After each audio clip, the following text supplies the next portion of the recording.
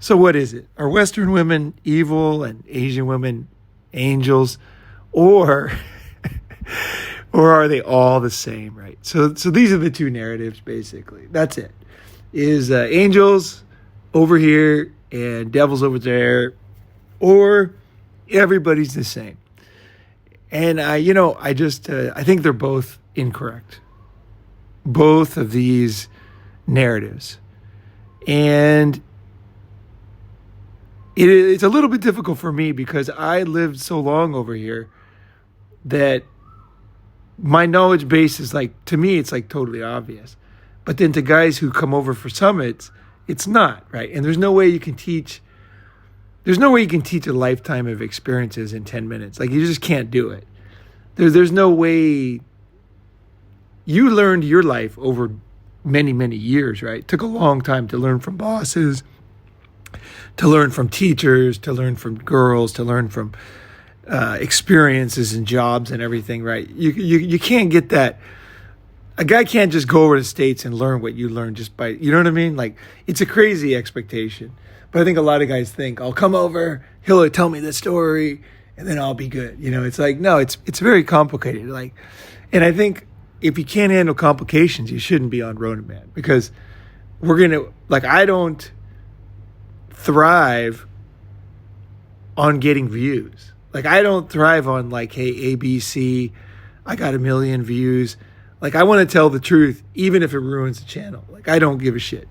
I like telling the truth. I like figuring shit out and trying to break it down as best I can, right? You know, we all have blind spots. There's things we don't know. There's things we learn along the way. But let's try to tackle this one. So what is, we now have some drama because some guys are over here from summits and they're starting to date chicks and run into troubles and things happen, and it is not easy, right? Because it's different, right? The girls are different. And I would go so far as to say that every country's different. Like, that's how bad it is. Every country's different. Like, you can't just, I mean, I guess it's like food or whatever. You know, you can't just expect that what you learned in China is going to help you in Thailand. Like, it's just very, very different. Very, very different. So we're here in Thailand now. A lot of guys are dating Thai girls, and there's actually some drama going on. There's like 2 major dramas going on right now. You know, there's like 2 guys, right? Like you and the other guy, right? Yeah, are going through stuff, right? And you know, I mean, I you know, a lot of guys will be like, oh, drama. I don't need drama. Yeah, you don't need drama. Yeah, you don't need hard work, but you want to make money. I mean, guys get horny. Girls have tight pussies. I mean, there's reasons why, you know, even if you think you wouldn't do something, that you would, right? There's just, my drama had the tightest pussy. Yeah, there's just reasons. Like, it's not. It's like, yeah. Like, I often think. Special. Yeah, I when I was younger, I used to think, I wish I didn't have to sleep, because then I could be awake 24 hours a day, right? I get a lot more done, right? Yeah. Like, why the fuck do I have to sleep? And there was guys writing books that said you don't have to sleep, right? Or only like 15 minutes a night or something, you know. And then you can somehow outsmart it. And over the years, those guys have all not done that well, right? So sometimes you just got to go through life, right? And part of being alive is that if you're young and you're horny, or even if you're older and horny, you know, that you're going to get into a little drama, and, you know, sometimes you regret it, sometimes you don't, but it's just, I don't know, man. I mean, if, like, life is life, right? You got to go through stuff, certain things, right? I'm glad I went through a lot of drama with girls. I mean, every time I learned how to streamline and waste less time. You know, I waste very little time on girls. Like, girls are, I really got it down to a science. Like, when I'm either dating girls or not dating girls, because you don't even have to date girls to have them waste a lot of your time, right? Like, a lot of guys are just wasting time with girls like crazy, right? Yeah. Like, I don't. You saw me in action when that girl came up and tried to talk to me at the station yesterday or the day before, right? And then you started cracking up. The girl came up and she's like trying to tell me a story, like do you mind if I talk to you? And I just like shut her down hard. She's decent looking and everything, right? And I didn't even think about it. Then you guys started rolling. You're just like, you fucking shut her down, you know? And I was like, yeah, I could just tell she was a scammer. You know, there was something. And then when I thought about it, I was kind of amazed too, because I'm like, wait, that was pretty subtle. Like there was a chance she could have actually been nice to me and trying to talk to me, right? But I don't think so.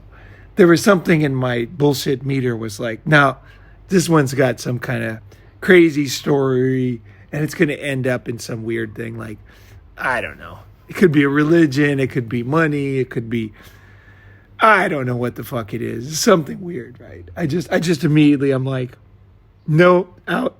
And then it was funny for me to think that other guys would have spent more time with her, right? Like for me, I'm 100% sure I was right with her. I'm 100%. So it's like, you got to learn, you never get perfect, but you get better at it. And don't let anybody shame you for making a mistake once in a while, because you will make mistakes. There will be times, right? And you'll regret going either way, either being too nice or too hard. It's just inevitable, right? You want to do it as little as possible. But at the same time, you know, nobody's perfect, right? So let's see, what's the kind of lesson? I don't want to get too personal with the guy who's not here, because we don't know how much he wants to share, right? You can talk about mine now. Sure. This is like good shit. So yeah, just right there. Yeah, what's up, guys? So it's Fox. So I've been, I've been dating quite a bit of girls from different countries. Thai girls in Thailand, Chinese, a lot of Latin American women, So you start getting Let me say here. So Fox has traveled a lot. No, on the glass. Okay. Fox has traveled a lot. So he goes to South America. You go to Central America? Yeah, everywhere. Yeah, he goes everywhere. So he's not just dating chicks. It is very different. Here's more gray for you. Dating, let's say, a Central American chick in Central America, or dating a Central American chick in America. Totally. This is one of the key things. You're not dating a Chinese girl if you date a Chinese girl in America, in my opinion. Yeah. I'm serious. You're dating a different kind of woman. I'm not saying she's American, but she's not Chinese anymore. She's not the same as the girls I met in Shanghai. Yeah. And also, she's not, very, very fucking different. And I'm talking about a Chinese-born chick. I'm not even talking about a Chinese-American. That's a totally different beast. Completely different beast. And so when you hear these things, like, Central American, you're probably, like most Western guys, are thinking, oh, that was her family background.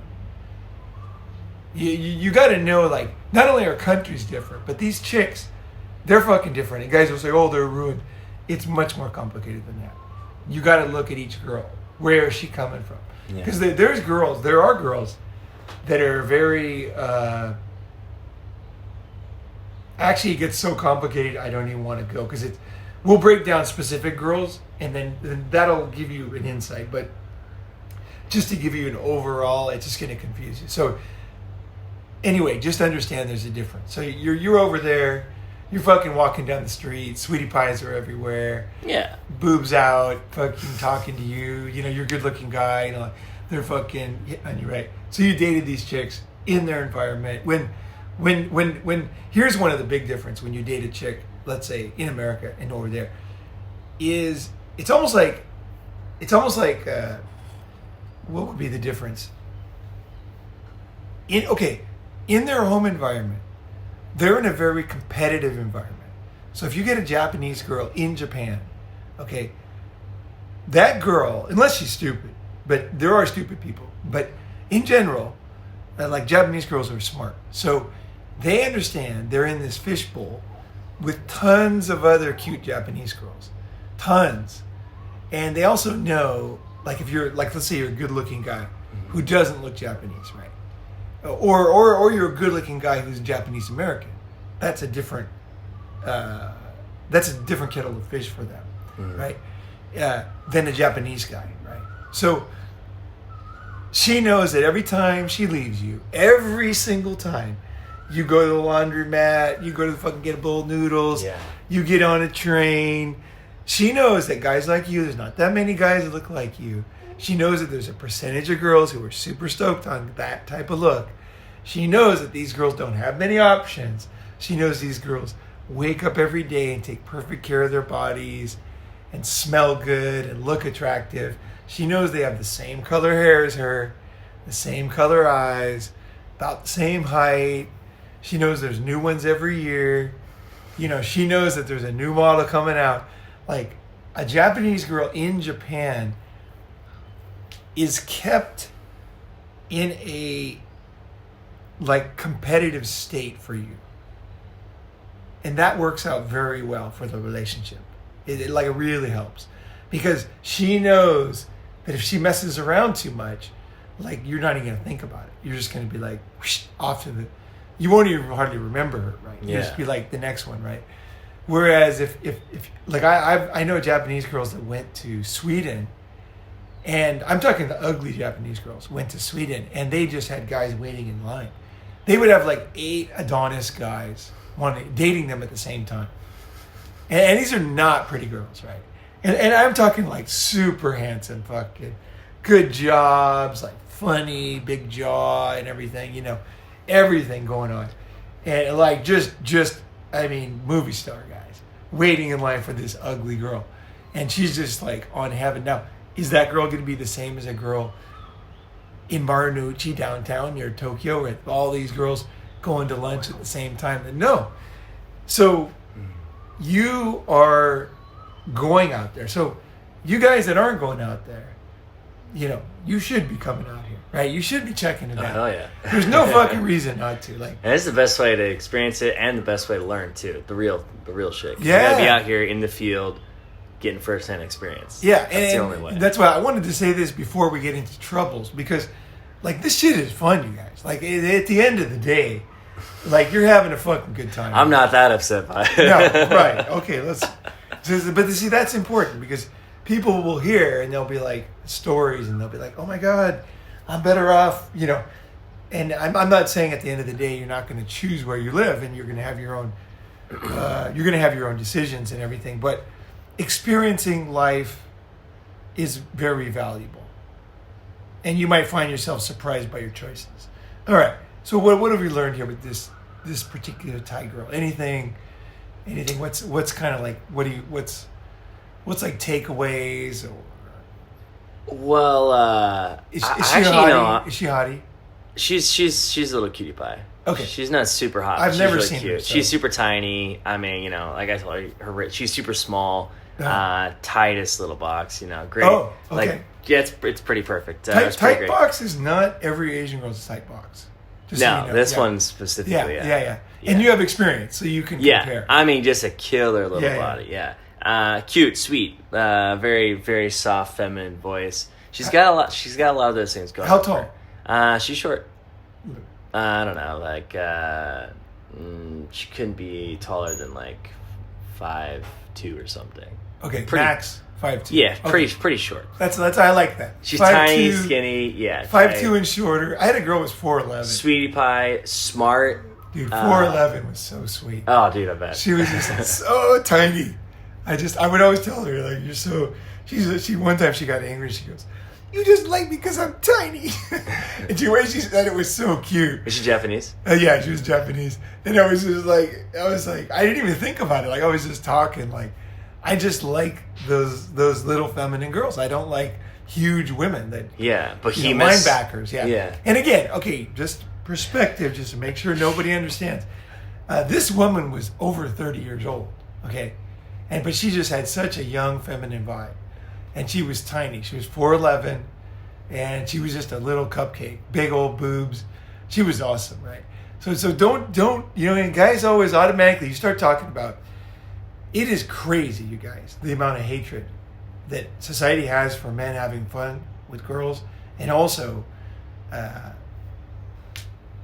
guys' preferences just get immediately put into the category of the most terrible guy in the world. Yeah. Right. And I got to make sure that you guys understand what I'm saying. Right. And this is not covering my ass. This is actually reality. That's the problem. You talk reality, and people that don't have experience, they have no idea what you're talking about. How could a grown adult be feminine and 4'11"? Like, how is that possible? It is very possible. And once you experience that, you tend to like that, actually. That's been my experience. A lot of guys do. You know? Yeah. Who wants a girl as big as you? Like, I mean, I can see if you're Diddy or P. Diddy or something, right? You know, you're a flamer, right? You wanted like a big old masculine dude, right? But like most dudes, man, they want the tiny. I mean, look at what's his name, Shaq, right? His wife is tiny, right? She picked him. She wants a big old guy. It's gonna like make her feel safe, right? Mm-hmm. And the guy wants his little cupcake, right? Yeah. This is fucking normal, you guys.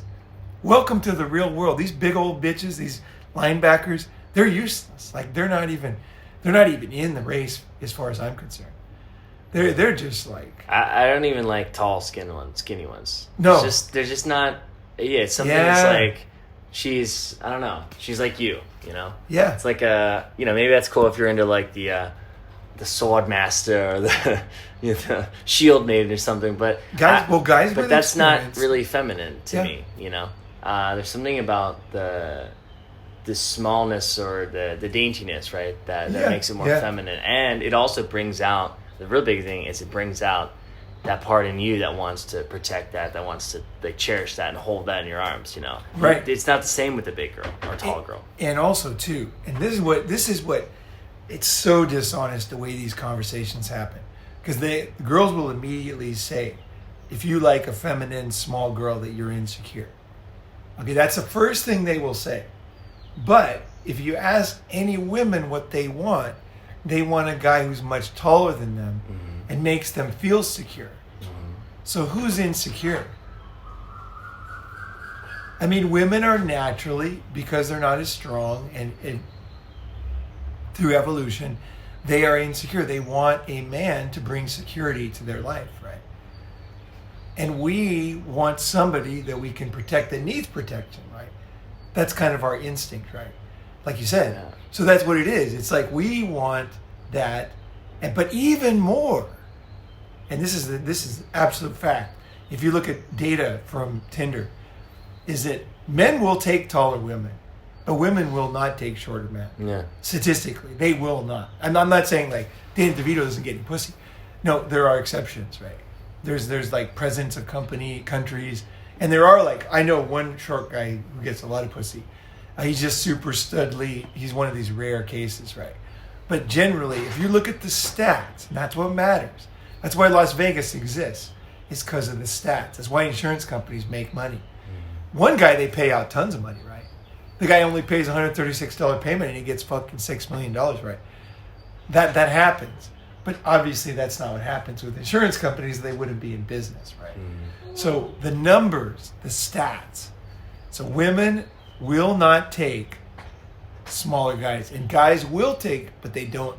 They only because they have to. So you don't have to on this channel. You can get exactly what you want. You know, you can go out and get it. Well, and that's one of the great things about going to the source. You know, if you want really good spring water, you can always go to the spring. You can always go back. You can drink. Yeah. You can drink some water, right? If you want to some find water on your cock and get out of milk, there. if you like milk and honey, you can go to the land of milk and honey, and that's where there's a lot of milk and honey. That's right. So I've dated quite a few Thai girls now, and it could be anything from short 1 or 2 nights. That's all it was. A lot of them, even if they seem stoked on me, after you really give it to them good the first night, especially I think if they think you know what kind of guy you are, if they think that you're the kind of guy who just gets all the girls, they don't always stick around. But another ones that were longer term things. That's women in general. Yeah. Women are very insecure around a total chat because they know other women want it. Yeah. You know, so they know. Yeah, especially if they're probably thinking like, oh, you know, like I won't sleep with them tonight, and then they totally do. You know, it's like they kind of. I think there's maybe a part of them that feels like they can't really control you that way, or that's just that you scratch that itch for them. But no. This is important. Yeah. Is basically they want to control men, and guys that are studs they can't control, and they know it. Yeah, and their mothers tell them. their mothers and their like older women around, they say, look, I see this guy, and I can totally understand why you're with this guy. Trust me, every woman understands what you're doing, but honey, this guy's no good for you, because they know that the guy is never going to be their guy. The guy's just going to roll through other women. It's just the way it is. Guys, the only reason why guys don't fucking roll through women every day is because they're not giving up their bodies to those guys. All guys would. We all fucking, right? Yeah. Yeah.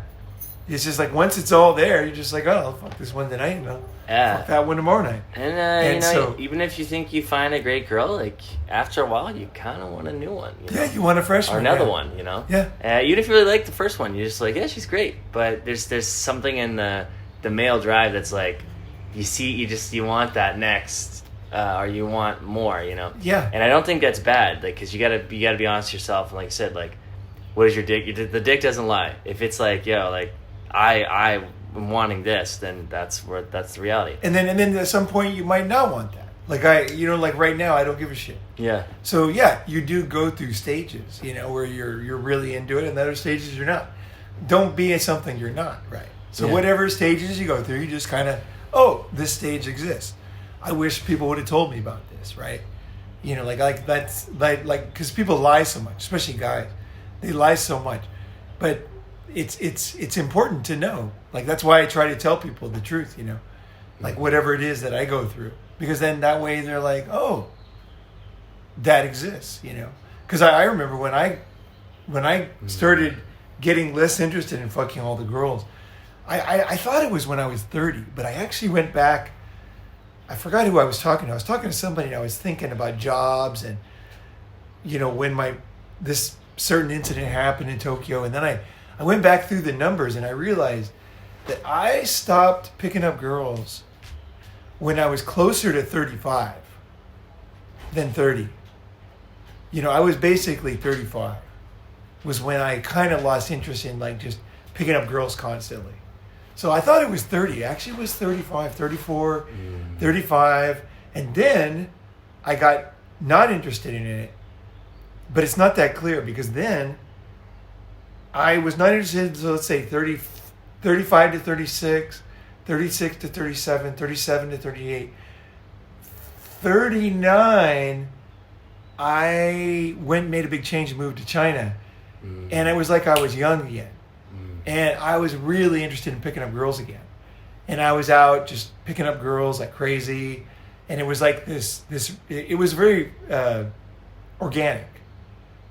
So I went off, and then all of a sudden it was just like... It's like how I am when I'm in Japan. Something just... Yeah, there's something you feel, and just like everything around every corner. Right. There's a new adventure waiting for you, a new sweetie pie you gotta get. Right, gotta get that. Gotta smell that pussy. I gotta fuck it. And there's something about that, and you just, that excitement. It's just like, or if you're exploring a new city or a new country, there's that feeling of like, whoa, what's over here? I gotta go climb the hill. I gotta go see what's over there. And that's a genuine thing. It is. Yeah. And I think the thing to keep in mind is because you'll see guys who, let's say like Chads, right? Like you'll see a Chad or a guy, let's say in an area where there's a lot of prostitution, right? Mm-hmm. You'll see, they all both experience the same thing. You'll see the guy's face get kind of, pale. And you'll see him he'll be sleeping with tons of girls, but he no longer gets enjoyment from it. Mm. And you'll see a friend like that. And people will call it sex addiction and things like that. I personally am not huge on that, which might surprise you guys, because you might think, he goes to A and everything, but I fucking don't like calling everything an addiction. I think it's stupid. Not everything's a fucking addiction. Chocolate's not an addiction. Like I just don't think it's helpful to think that way, and I've never liked it. Like when I was fucking a lot of girls, people told me. I remember girls telling me, you have an addiction, and like not girls I was dating. It was always girls I wasn't dating. And then I used to eat like 2 like large pizzas, like in my 20s. I could just eat. I still eat a lot, right? You eat a lot. I fucking mow down food, but I could eat like 2 large pizzas and a pitcher of root beer, like no problem, right? And that's a lot of fucking food, right? Like an American fucking large. Like a fucking large pizza. I could easily do 1.5 easy. And then my big days 2, right? And that's a lot of fucking cheese, right? And then this girl told me, she said, I think you have an overeating problem, right? She told me that, right? And so I went, and did I tell you this? I don't know if I probably said. And you're probably totally shredded, right? Well, yeah, I was totally ripped, yeah. And then you have an overeating problem. No, what happened was hilarious, actually. It was totally hilarious. Because I'm open-minded, right? I'm thinking, well, who knows, right? Maybe I do. Yeah. Back then. Because I eat more than everybody I know. So I'm like, well, maybe I do. So then I left my backpack in the church where we got our meetings in Tokyo, right? So I went there. You don't have to do it. It keeps recording. So then I went back to my backpack. I left my backpack. Because in Tokyo, you got to carry your clothes.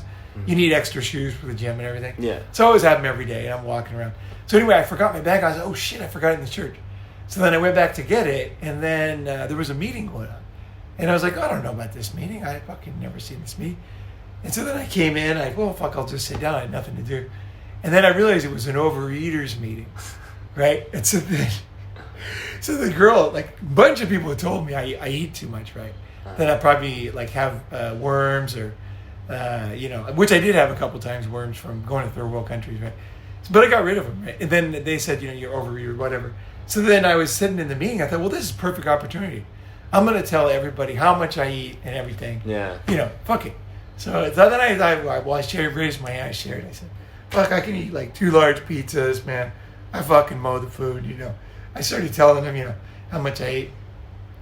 And I thought, wow, I fucking do eat a lot of food as I was talking, Because, you don't think about things you do. Anyway, so then this girl came up to me, and I knew her because I had seen her around.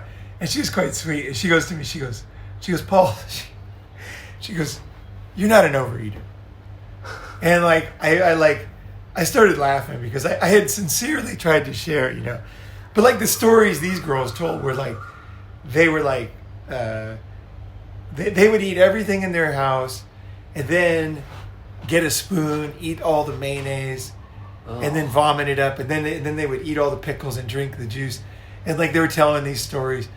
And I was like, whoa, fuck. I have no idea what they're talking about.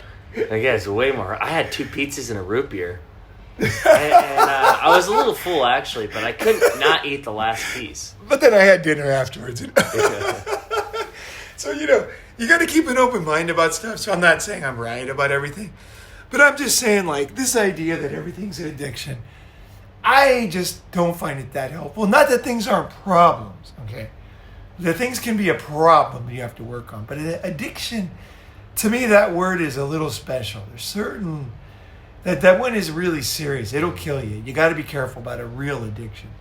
And I know that some people do eat into addiction. So it is a complicated one. Because if you eat into addiction, obviously, into death, right? Then it's a problem, right? Yeah. You know what I mean? But we all fucking die. I could have died doing BMX, right? I mean, going off cliffs and shit. I don't know. I fucking don't take it that serious. I don't even think of marijuana as much of an addiction myself. Maybe it's more like... I don't smoke marijuana. Yeah. I mean, don't get me wrong. Yeah. I fucking am not into it. It makes you... To me, it just makes you stupid and wastes your day. So I don't do it. But at the same time, I just don't see, like, a guy who's addicted to marijuana, supposedly, and a guy who's into heroin. Like, those fucking things are different, man. That heroin guy, he's fucking totally fucking different. Like, there's things in life. But again, I don't want to get into too much controversy, but I'm just telling you my thoughts, my honest thoughts. I just don't see a guy like shaking and grabbing the pizza, It's fuck. If you probably got other problems, right? Some kind of mental. Your left hand's like grabbing the wrist of your right hand, like don't, no, and you're like, eat, I must eat. Put the fork down, bitch. My precious. Masters loves bullets.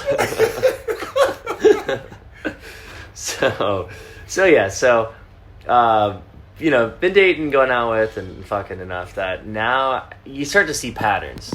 And I will say one thing is that, and of course this could just be if you just do enough numbers in any area, you're gonna, like you, right? You're gonna start seeing the patterns. There is some similarities. Yeah. But I have noticed, and there's been great girls here, but I noticed that a lot of them are more problems than their benefits, or they're good for a short time. And by that I mean a couple weeks, maybe a month, and then after that, they just starts going downhill.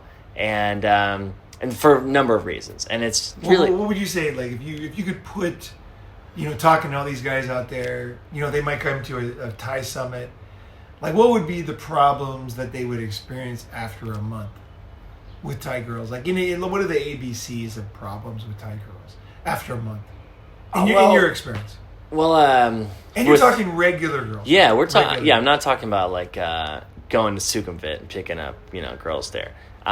You're talking about picking up girls in the flower market. Yeah, in the a mix the of night market, picking up in average places, in a shopping mall, and dating apps. Just a widespread, right? Yeah. And of course you're not not everyone's gonna vibe with you, whatever. But I think one thing is I've never really been stood up, except for here in Thailand. I've like never had more girls like cancel on me or just not show up to a date that we planned on or agreed upon time as much as I've had here. Okay. Like here it's happened more than, like, even I mentioned that one girl, even girls that you fucked or they seem super stoked on you. It's their idea, they want to meet. Just yesterday I had a girl reach out to me, hey, what are you doing for New Year's? And I was like, this girl, if you remember, maybe from July, she had stood me up then too. And that one. Yeah, so she was, and I picked this girl up at Terminal 21 up in the movie theater. She's a friend, total little cutie pie, super tiny, and then it just never worked out to really meet up again after that. And she reached out to me yesterday, and she's like, I want to see you, and I was like, all right, we could meet for coffee or whatever it was, And she's like, okay, tomorrow afternoon. Like, she's all fired up to see me yesterday. Okay. Never texts back. No replies. She goes, she wants to add me on Instagram or whatever. Like, she seems all fired up to see me, and then just completely disappears. Same thing she did before. And I'm just like, there's no reason, Here's the girl who's... Now, how much did you...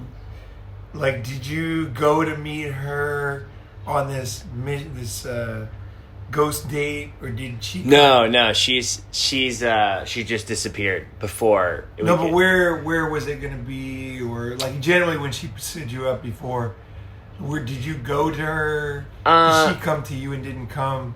How much time did you waste? I didn't waste any time in this one. It was, the only thing, if anything, is I didn't make other plans for that afternoon. In this case, yesterday, I had things to do, and so when she just didn't get back to me, I was like, she's probably not coming.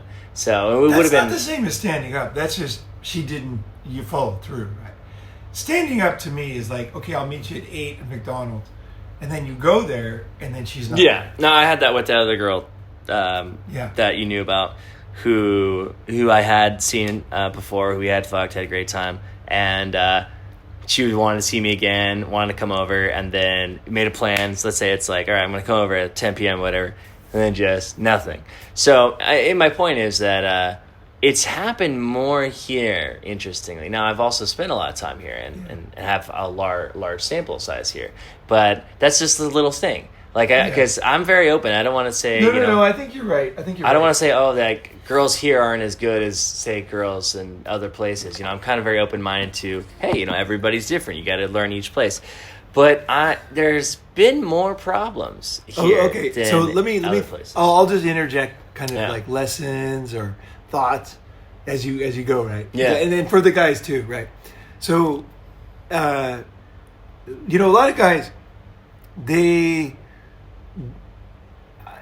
there's so many fucking things that go into living like a great life. There's so many details that you wouldn't even expect, right? But like one of the things is for me, so when the average guy gets stood up, okay, like stood up. If you think about, let's think about what he does. What is the, like? There's the word stood up. And there's the fact that someone didn't show up where they're supposed to show up. And then there's also the varying degrees of investment the guy made in that moment, right? So, for example, when you hear that a guy got stood up, often what that means is he got off work early. He rushed home in traffic. He bought an expensive shirt that he had ironed, or something that he thinks looks good on him, right?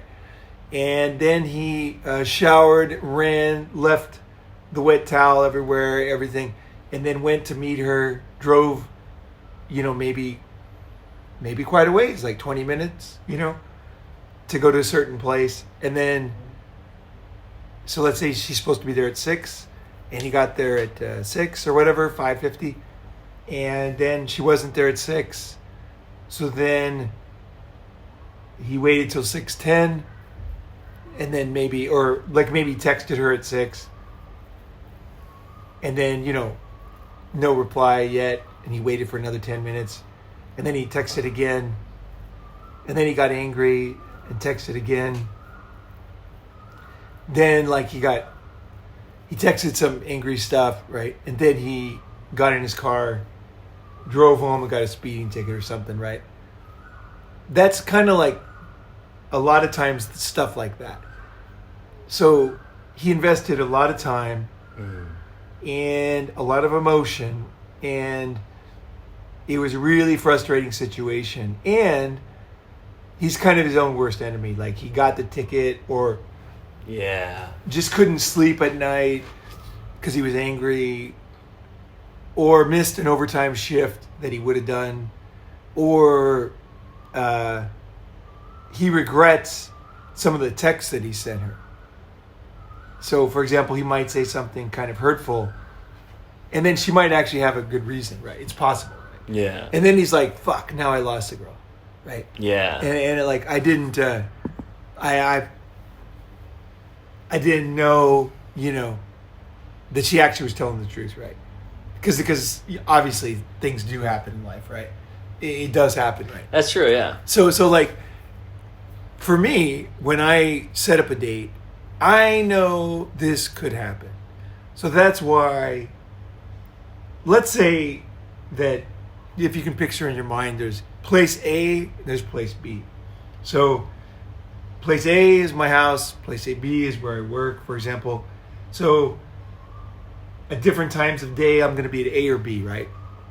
And I'll be near A or near B. So when I'm going to be near A or B, I'll set up something near where I am. So I get off work, let's say at 3 o'clock, and then I'm going to have her come to where I am at 3:15. Okay, so it's perfect timing for me. And it even motivates me to kind of get out of there. Because a lot of times you end up hanging around for no reason, right? Just saying goodbye, talking, blah, blah, blah. It's like, no, I want to get out of there, right? I want to fucking... Or I go to work, and then I go to the gym, and then my gym takes an hour and 15 minutes, whatever. So let's say 4:15, 4:30. So then I would tell her to meet me by the gym at 4:30. Right? I'm going to work, I'm going to go work out, and then I'm going to take a shower, and I'm going to meet her right near the gym. So that way, I used her potential meeting as a way to motivate myself. Yeah. To A, get out of work on time. To B, kick ass in the gym. C, take a shower. Like, you know what I mean? Look good. Like, sometimes you don't, right? You come out all sweaty. You kind of regret it. You find some situation where you wish you would have taken a shower, right? And I'm like, no, I'm going to take a shower, look good. And then you're there, and then you really are in a better position than if you wouldn't have had a date. Because now you're all looking good, you're all clean, and you're ready for some fucking food, right? Yeah, you're feeling great. Yeah. And you haven't invested nothing. And so then, if she doesn't show up, I don't have the anger. This is partly how I was able to manage so many girls, because I don't get angry, because it's like there's nothing to get angry about. Like, I almost forget I'm going to meet them. Like, they would send me a text and, oh, that's right, we're going to meet, right? Yeah. Because it's not a big deal, but at the same time, I like them and everything. But I know that they might not show up, and I want to make sure that I don't get too invested in it, right? Yeah. And things change, right? Some people come, some people go. Some people get sick. Some people lie. Whatever the fuck, right? It's all good. You know what I mean? Like, I'm just like, hey, I'm living my life. And the girls, they fucking feel it with me. They know. They know he just got back from the gym. Like, because for them, they came for an hour drive, right? You know, wherever they were coming from. Mm-hmm. So they're fully committed, right? And I think that's important in a relationship. Is I think there's two things. Before a man gets married, the woman should love him much more than he loves her. Mm-hmm. And after they get married and have kids, the man should love her more than she loves him. I think those are natural states. Okay, that's the way that the dating works is when she's in love with you, and you're kind of like whatever, because you're the catch. Yeah. As the unmarried guy, you're the catch. Okay, and then after you're married and you got kids and she's the mother of your kids and all that, then if the guy doesn't love the girl, the marriage is not going to last, right? And the kids are not going to have a good background, right? They're not going to have a good upbringing. So the family needs the guy to really want to keep the fucking relationship together. But since none of us are married, like, they got to love you, right? So don't feel like, oh, I got to go to them. Like, this is retarded behavior. This is like it's totally unbalanced. It's wingnut crazy shit. Like, she should love you more than you love her. Yeah. And she should be going out of her way. You're the catch. You're the single guy. You're the guy with the good job. You're the young guy. You're the handsome guy. You're the guy who's intelligent. You're the guy with humor. You're the guy who can make a good baby. Right? Mm-hmm. So that doesn't make you a great guy. It makes you a great candidate for a husband, for a woman. And if she is smart, she'll know that. And she'll be like, okay, I got to get this guy. And they know that. So she'll go out of her way to make sure she fucking is there, right? Yeah, for you. And then after a guy has kids with a girl, it's totally fucking different.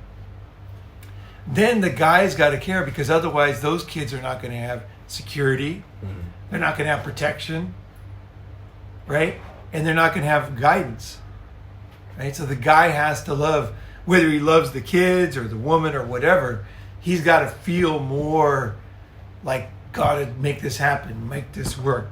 This is the natural state. Mm-hmm. I'm not saying this is like where we're at in America or anything. I'm just saying these are the natural states. Yeah. And it's important. So never forget, like, you don't feel bad the girl's driving an hour. Like, she's trying to get you.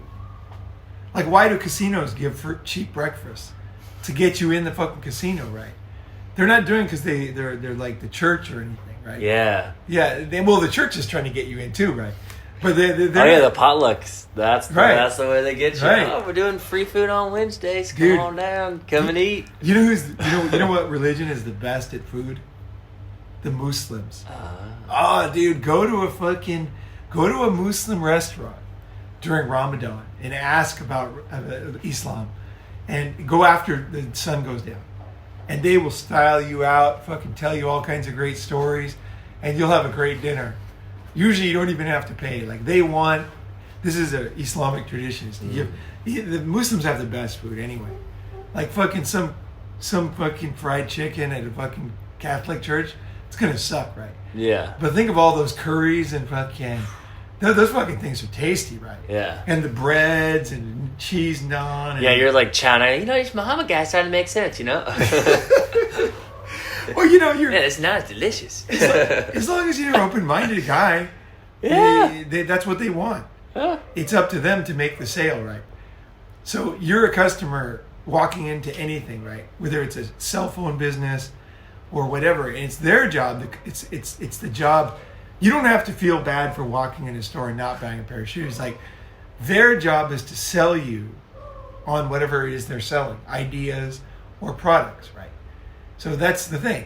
It's not. It's your right. You have to sell the girl and fucking you, right? You know what I mean? On her fucking you, right? You got to sell her on that, right? Because you're selling, right? She's buying, so she's in a power position. So anyway, so when when you get stood up, it doesn't mean that it's a big deal. And it depends on how you manage your life and how you think about stuff. Because if you don't understand the Ronin way, there's no way you could date women, because they're just going to control your life and waste.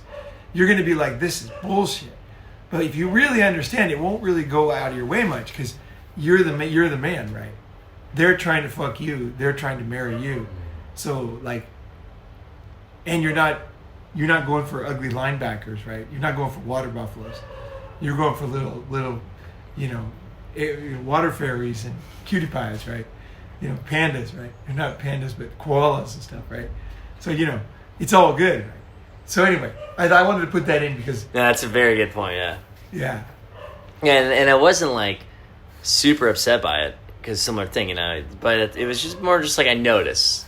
Like, this seems like it's... it's obviously a big city. People already know we're Bangkok. A lot of things going on. A lot of things coming up. A lot of guys. But Bangkok rocks. It totally rocks. If you know how to do it. Yeah. Again, Totally. And I've had more successes for sure than negatives. But it's just something you start to notice over time. Because one thing we're talking about, is what's happening. But well, we've all got our preferences, right? Yeah. Like, there's a reason why I don't date Thai girls here. One thing is, Bangkok is not just Thai girls. A lot of great Chinese girls here. Yeah. Yeah, especially in this area. There's just endless. On WeChat, just tons, right? So, one thing I would throw in here if you're dating in Bangkok is don't date Thai girls. Date Chinese visitors, Japanese visitors, Korean visitors. This is the #1 tourist destination in the world. Yeah. And these girls are escaping cold winter, and they're just overjoyed to be showing some skin. And they want a summer lover, right? They want a fucking guy on vacation, right? A lot of these girls, they got whatever they got at home, whatever that is, that's their deal, right? Yeah. But they're on vacation. They're looking for a little juice, a little excitement, right? Yeah, true. So like, that's the thing about Bangkok is it's not just Thai girls. So, you can really enjoy, and I tell you, man, if you like white girls, like I do think a lot of white girls are hot. For example, like I've always liked girls from Arkansas, Missouri. I call them Southern Belles, but they're not, right? What's a real name? What's for those girls? Because the Texas girls don't turn me on as much. Although I like the accent. I've been to some line dancing bars in Texas that were fucking awesome. Like, they're more feminine to me, and they like California guys too. Yeah, they like California surfers. So I like them, they like me. That's a match made in heaven, right? But what do you call those girls? I call them corn-fed, but that's the wrong word. Yeah. Corn-fed. You've been sucking on corn your whole life. Try this one. They got the corn-fed girls with the buxom. I don't know if we have I don't remember if we really have a nickname from or something like that. Because you grew up in that area. Because you grew up in Missouri, right? Yeah, so you grew up in an area and it's normal to you. I guess you just call them country girls, but that's not country girls. Why I like country girls? Yeah, because from the countryside, basically. Yeah. Like where I'm from is the Eson of America, right? That's where the sweet girls maybe come from there, but and I think one thing is it's all you'll find things you like. Different areas, different cities, different towns, different parts of the city. There's a lot more seem like sweeter girls and cuter girls up here. Interesting. I met this guy last night with these 2 Indian girls, and picked one of them up, and she was pretty hot. And when the girls left, he was kind of telling me the real deal, And him and I were joking, and he was like a young Ronin guy, basically. Okay. And he's like, dude, I don't fucking date the girls here. He's like, I don't date Thai girls. He's like, not anymore. He's like, I tried that. He's Indian guy. Yeah, he does. He's from half Indian, half Asian. Is he born here? No, he's from Northeast India. Okay. Okay. But he looks more Asian than Indian. But he's from there. And but he told me, so he's like I did that, tried it. He's a young guy, smart guy going to college, learn something good. And he's like, I don't do it anymore. And so he had Indian girls that would come visit him, and then that's the ones he was banging. Lots of Indian girls, right? Yeah. So interesting. Basically, you start talking to more guys who lived here for a while, and I think what it is, they start to see a pattern, and they start to get fed up with some of the bullshit, because that's basically what I've noticed. And of course, anywhere you go, you're going to run into this anywhere.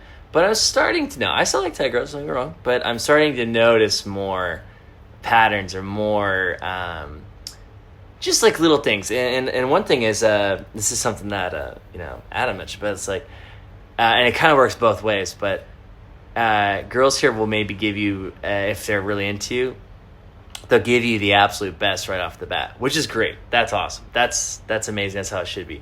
But then over time, especially once you start to go, man, this girl's really amazing.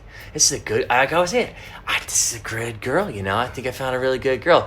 And then they start doing fuck shit. It's like once they got you kind of hooked, or once they give you the absolute best or the total sex doll, whatever you're really into, and then they're pretty great about that at the start.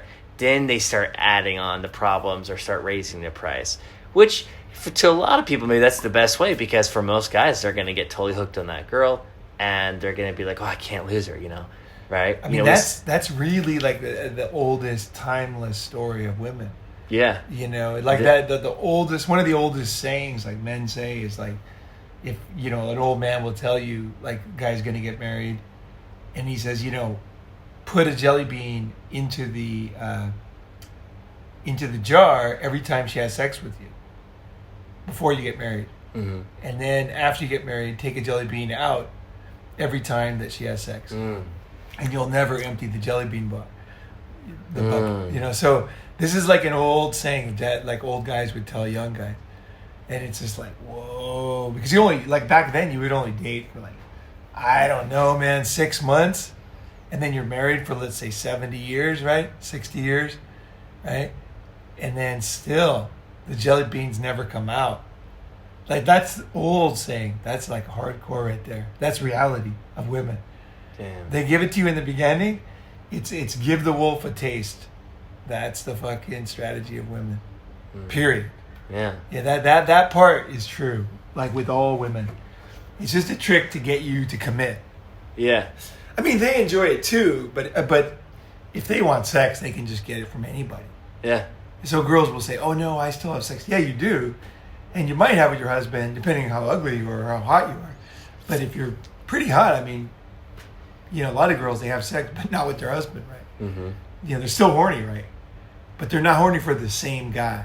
I think that's what girls misunderstand, is like, girls don't really understand that we're different. That when the girl goes out and fucks 10 guys, she didn't fuck one guy 10 times. Like, that sounds so simple. But in their mind, I'm out fucking you guys, making you happy. Like, no, you fucked 10 guys once. You didn't fuck me 10 times. It's different, right? Girls are like, no, I still have sex all the time. It's like, it's even worse. It's like, not only are they not having sex with you once you commit to them, they're having a lot of sex, and you're getting no sex, but you're giving a lot of commitment. That's, yeah. And then they don't even if you read Marriage is Doomed video or Sex After 40, the two videos I made, look at the comments by the girls. They're very well meaning, but then I comment, I say, what is it with the same guy, And then they stop commenting, right? It's like they don't really see that they are horny. But is it with that guy they married when they were 19? No. It's with some totally different. It's been like 8 guys since then, and marriages and kids. It's like, that's not what guys want, a woman who's going to commit to them and raise a family. Yeah. And have sex with them. Yeah, and you bond with them. And when they're older. Yeah. Right. Forever. That's what guys want. And that girls just aren't going to do that. Yeah. Yeah, so very, very true.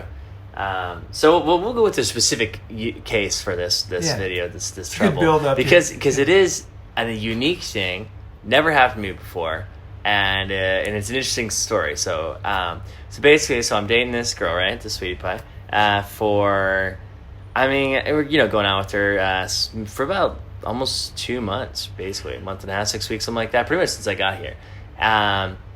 Now, interestingly, her and I had talked before, but never really hit it off. And then all of a sudden, she was like all fired up to see me. And I knew this girl was hot. I just could tell, like, this girl's gonna be hot. So she was all fired up to see me when I got here. So I was like, yeah, fuck yeah. Went out simple, and it was fucking going great. We were just having a great time. And how old was she? She's 24 now, so Okay. she just like finished university, just started her job. Okay. And I did learn something interesting about, because girls are good minds of information, that basically the girls here when they're in university, right, so like kind of like that age, that's when they're having the most fun. That's when they want to party. That's when they want to go out with guys. They just want to have a good time. They're studying. They can skip class if they want. They're not taking life too seriously, right? Once they finish university, so basically around like 24, that's when they start having to like take life a little more seriously.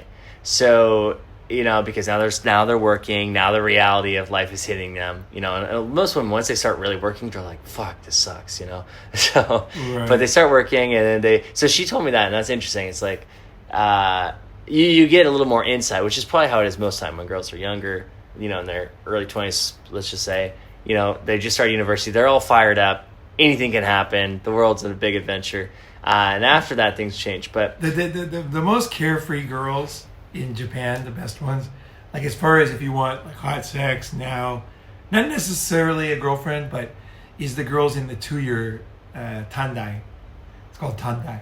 Mm-hmm. And then like it's 18 to 19 to 19 to 20. And those girls, they're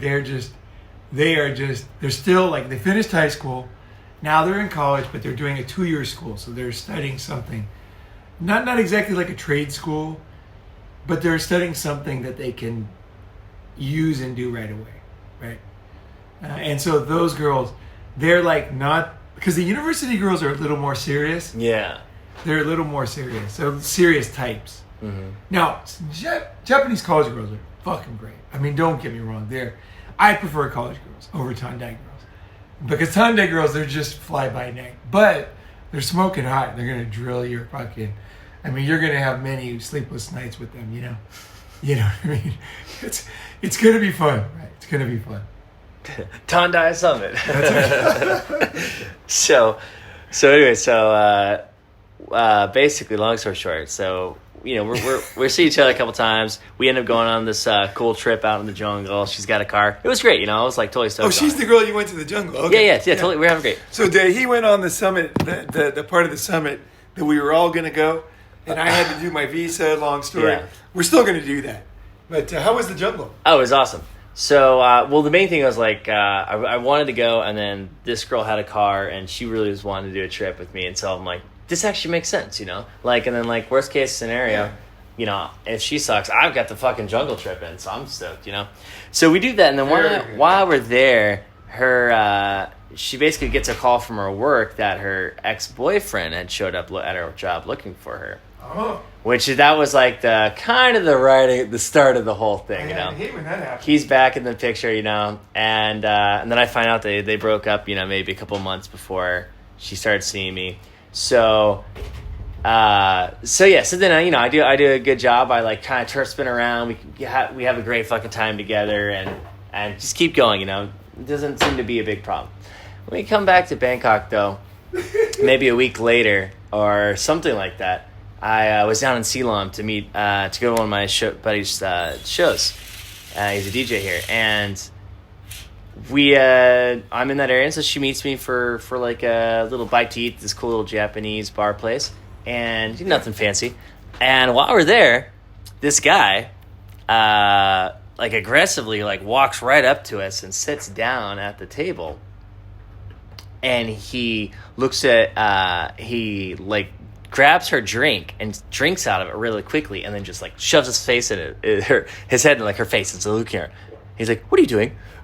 I'm just like, "What the fuck is going on?" Well, so then he looks at me. He's like, "Who are you? Who are you?" And it's very aggressive, very violent, and I'm trying to figure out what's happening. Well, it turns out this is her ex-boyfriend, and now here's the interesting thing. You're like, "But wait a second, Fox. How did he find you guys? How did this guy know where you're at?" And he causes this huge scene. He like threatens to kill me. He like trying to pull her away. He's like, "Are you gonna stay here? Are you gonna come with me?" And she's like, "I'll stay."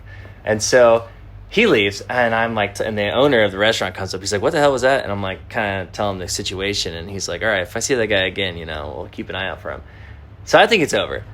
Like 20 minutes later, we finally get our food, he comes back and he's even more aggressive, and he's like, I gotta, he's like, let me talk to her. He's like, shut up, he's like yelled at me and stuff. Crazy thing. And so then I find out later, basically, I'm like, how did this guy know where we were at? Because she had to have, how do you know? There was no posting or anything like that, maybe, and allegedly she had blocked her ex-boyfriend and everything. Well, it turns out that she had shared her location, like a live location or on the maps with this guy.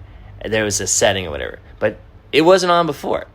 And so she had turned it on. And it took me a while to figure this out. And thanks to Ronin and some of my friends, this is the way you got to talk to your guys about this, because I should have seen it right away, but I had never been in this situation before. So I wasn't quite seeing it, or wasn't quite putting all the pieces together. So this ex-boyfriend's back. He's showing up at our work. He basically tracks us down, stalks us to this restaurant, causes this huge scene. I'm thinking I'm going to have to fucking fight this guy.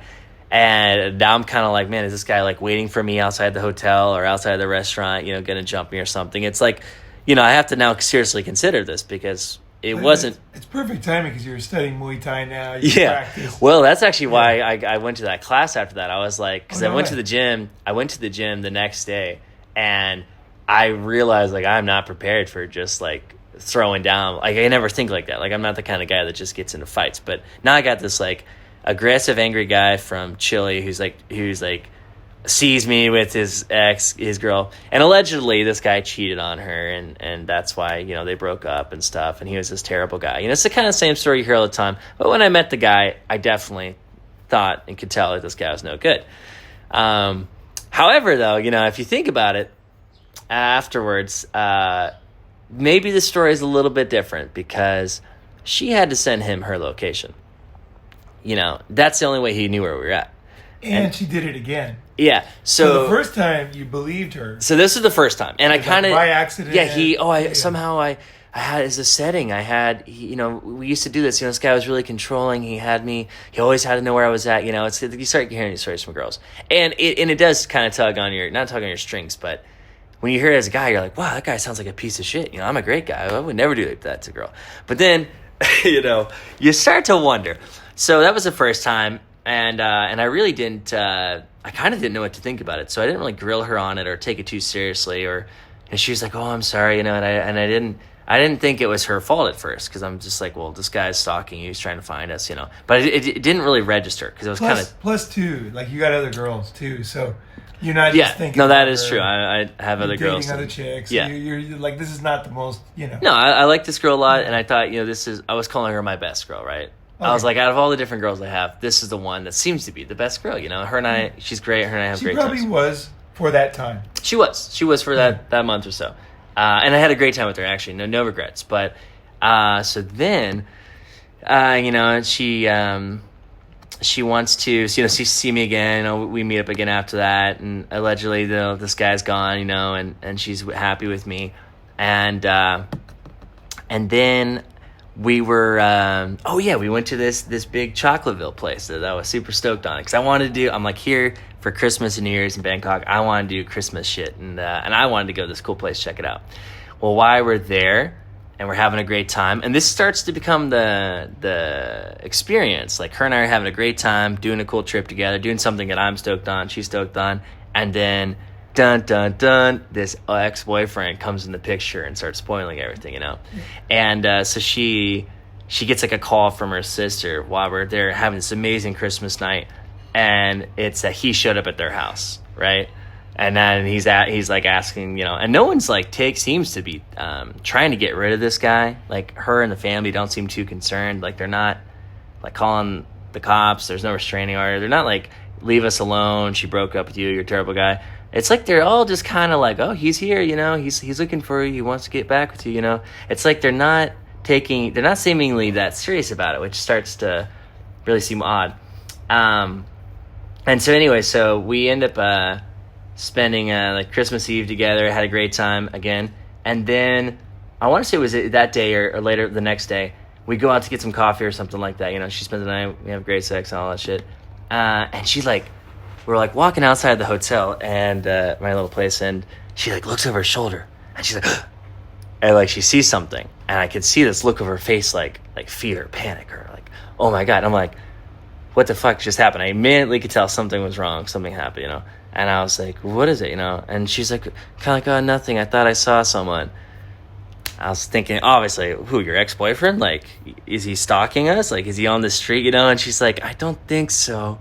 Maybe. And she's acting all spooky, you know, and all like freaked out.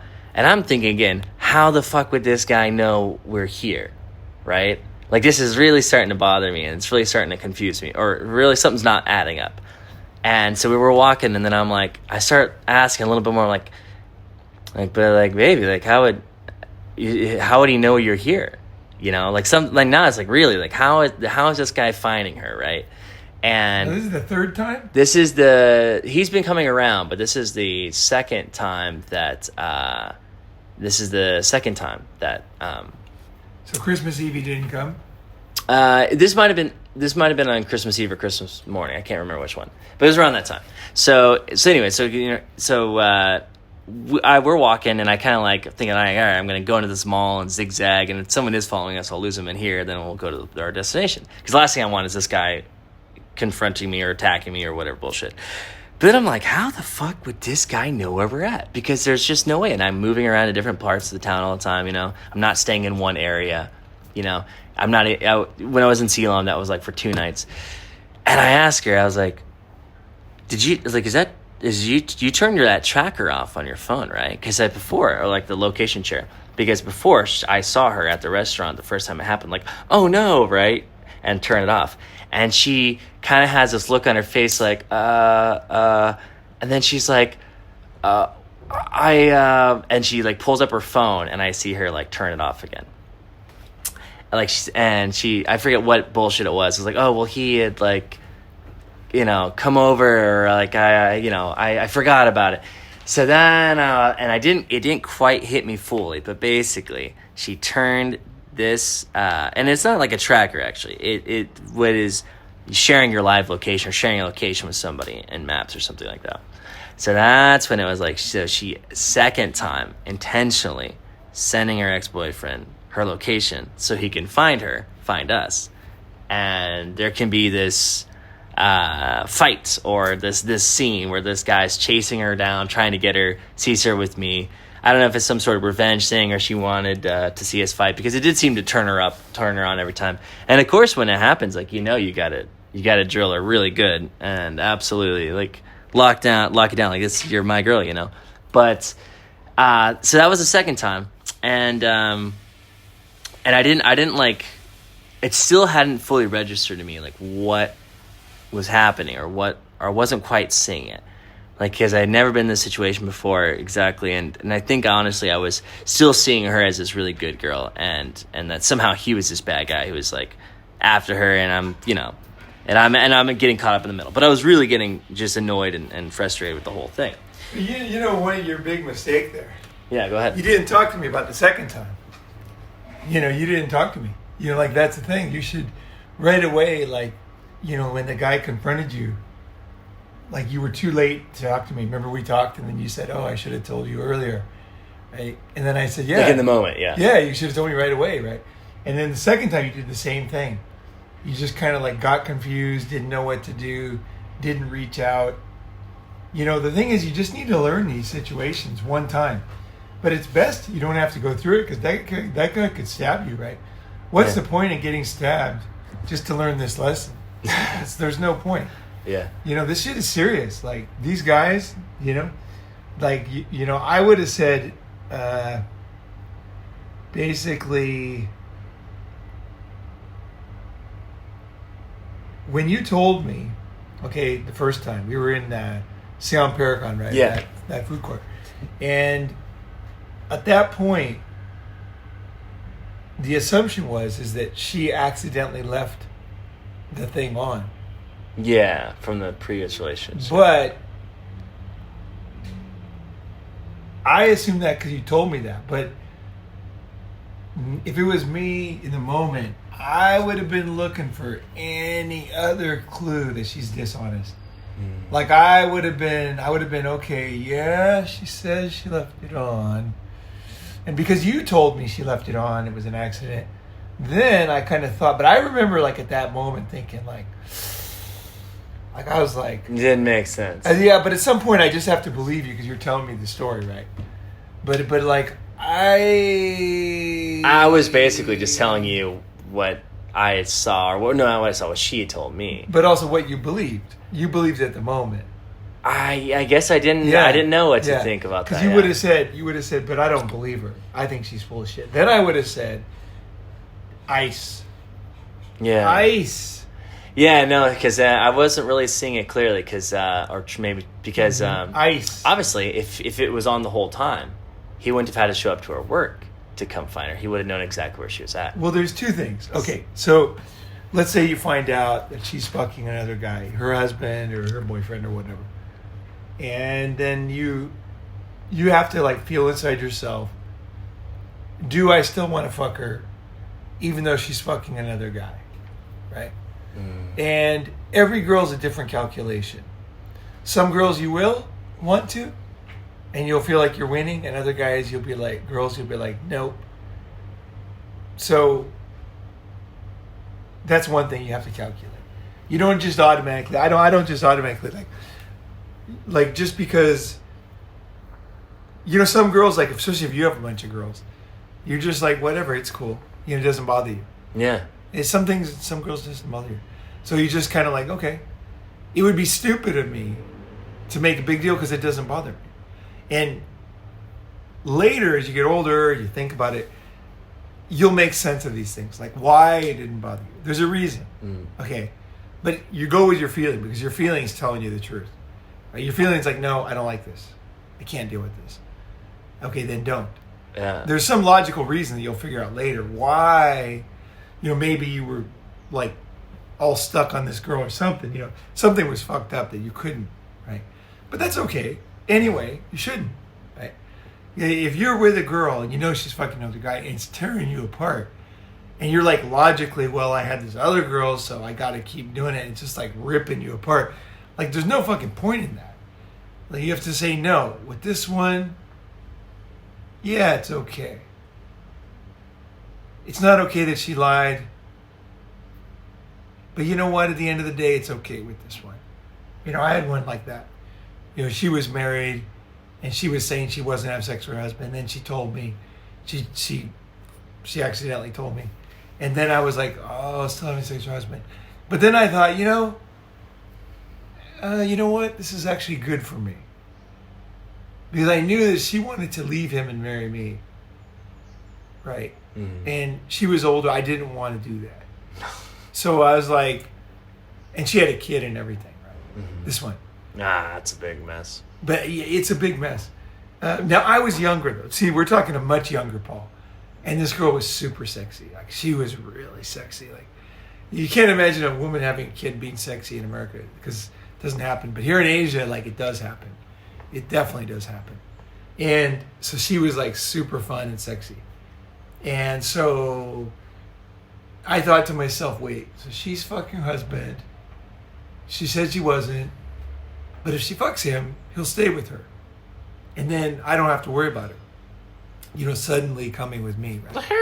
Yeah. And then I thought, she's older. Emotionally. I mean, when I say older, she looks so young. Like, she was older than me, though. Because I was 26. Yeah, she was old. And I remember thinking, like, yeah, actually, I'm safer with her fucking her husband than if she wasn't. If she wasn't fucking her husband, actually, I knew she was seriously in love with me. And he was losing his house. He had inherited, his parents had a beautiful house. Because I went there. Beautiful fucking house. I mean, just totally gorgeous. Beautiful Japanese garden, like right downtown, like near a college, university. It was a very valuable house. But Japanese death taxes, inheritance taxes are super high. So she knew that they were going to lose the house because the parents had died. Both his parents had died. So she knew that they couldn't afford the tax on the house. So she was going to be disrupted big time. Her kid wasn't going to be able to go to the school they went to. Damn. Yeah, like everything was going to change for them. And she knew it. And so she was in a state where she was looking for a new guy, right? And she spoke perfect English. So she could fit in America easily, this one, right? So, and she liked America. She had lived there before in junior high. She was an exchange student. So she knew America, and she was absolutely like native level in English. So she knew that it would be easier. She probably would have more fun in America. So I think she saw me as a bridge to America, you know, like, which is very rare for Japanese girls. But this was a rare Japanese girl. She was an unusual girl. And she was like, yeah, I'll go with this guy. Oh, I had taken her to my parents' house in California. Yeah, I had fucked her in California. Yeah. And then, like, it's nice area. She's probably like, this isn't so bad. Beach. I can get used to this. Right. And then she's thinking, well, fuck. Oh, I can always go there, and if I want to find another guy, easy, you know, and I can just cruise, right? That'll be a winner for me. Staying in Japan is not a winner. I'm too old for Japanese guys. Foreign guys, I can still pull it off with foreign guys because she did look so young. Japanese guys, they look at the birth certificate. That's all they look at. 26, old in Japan, right? So yeah, they like foreign guys. We look at the girl, how old she looks and acts and everything, right? Japanese guys are much more realistic. Yeah, birth certificate. 26, old. That's it. So anybody who's over 26 in Japan is very more open-minded to dating foreigners because we don't think that way. Yeah, they do. The Japanese guys, they actually think this way. So that makes any girl over 26 much more interested in dating foreigners. But, and that's a little bit less true than it used to be, but still true. Still true. So, where was I going with that? Where did I start with that? It was on your story. Well, we were talking. Oh, the girl was fucking another guy. Or she was. Yeah. And honestly, like. So you have to look at the calculation. Is what is she thinking? Yeah. What is she doing? How does it affect me? You got to be a little mercenary on this one. Yeah. So for me, I knew that if the guy was happy with her, they were probably going to figure something out. They had a kid together. I think he was quite young. The daughter was quite young. Yeah. And she's like, you know what? They're going to figure something out. They're Japanese. Something's going to work out. They're going to get some money from the house. They're going to be able to buy another house somewhere else. That'll be a nice house, just not as nice, right? Mm-hmm. Not as, luxury, right? But I knew this guy. I knew it was better for me. A lot of times I think about that. Like, whenever a girl cheats on me, or for me now, my age, it's a kind of an advantage when they cheat. I kind of like it because I know now I don't have to worry about them anymore. Usually the best times are over, right? You know what I mean? Like the hottest sex is over. The jelly bean thing, right? Yeah. So I'm just like, okay, this jelly bean thing is ending quicker than I thought, So when they cheat, like then it's their fault, right? Yeah. So I can just be like, free game. I can. It's open season, baby. No, but I can pretend like I'm hurt or whatever, Oh, yeah. I can be all I'm sad, devastated. Oh, I can't believe you have ruined and destroyed my dreams. Oh, and I mean, I'm not going to go that, but you know what I mean? Like, it's like she fucked up. Betty Sue, how could you? How could you? You were the chosen one. My best girl. My precious. Like basically, right? So I kind of like turned it around on him. I'm like, oh, this is now happening. Is that we're breaking up? Kind of, right? We're at the end. Like we're at the end now. So it's cool. And then I always remember, that, I always remember the basics. And the basics are this, which I'm going to make a full video about this. Yeah. Is you should never regret losing a girl. Because she's always going to get older and uglier from that day on. Yeah. So you really never really regret losing a girl. No. There's diminishing returns. Yeah, even every time every day we went out, every time I fucked her, she looked it was not quite as good as it was the last time. She wasn't quite as creamy wet, like we still had great sex, but it was like But even the way Right. I felt about her started to change. She didn't seem as cute. You know, she. You've seen her tricks. Yeah, exactly. And She's it was done all her and I jokes noticed. So actually, this is a gift, you know, because I noticed like when we went out on Christmas Eve, you know, we're having a great time. There were so many. I mean, just like Christmas Eve. there's so many crazy. fucking young cutie pies out that night that were all looking at me too. Yeah. And I was just like, fuck. So I'm happy, right? I'm having a good time, but it's like I'm getting tied down by this one girl who's wanting to take more time. So in a way, actually, and that's a great point. I should have been looking kind of like, you know, and I figured I'm leaving soon anyways, but you know, enjoying the best of it. But it was like it wasn't quite as good. Once this guy came back in, then there was problems and drama, and now you started playing these games. Well, but you went way too far in that one. Way too far. Next time you won't.